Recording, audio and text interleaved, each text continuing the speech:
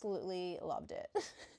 I did not expect to like it as much as I did, which I know is a very weird thing to say because ACOTAR is like such a beloved book and there's so much hype around ACOTAR, but I feel like that's why I thought I might not like it as much as everyone else, just because of all the hype surrounding it. A lot of times I read those more overhyped books in a sense, or popular books on TikTok and Instagram, and they just don't quite live up to that hype for me, and I know that's a common thing. I was a little reluctant, but I am fully in. I loved it. I love the characters.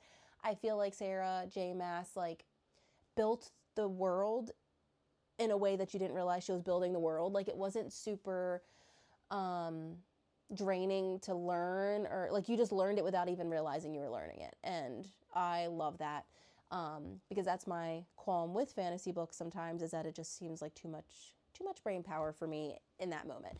The only negative thing I would say, and that's searching for something, because I gave the book 5 stars. The only thing I would say is that sometimes it could become, it did become a little predictable in the sense just like that a lot of fantasy books have done certain things, so like it wasn't super surprising to me. But also the book was written in 2015 or 2014, so can't knock a book for doing that when it was literally 10 years ago.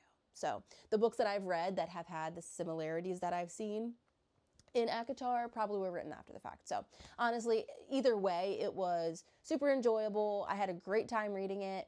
The audio narrator was incredible to me. Just everything about it. I just loved it. Probably my favorite fantasy book I've read in a long time. I definitely prefer it to Fourth Wing, Iron Flame, and Onyx Storm. I do really love those books.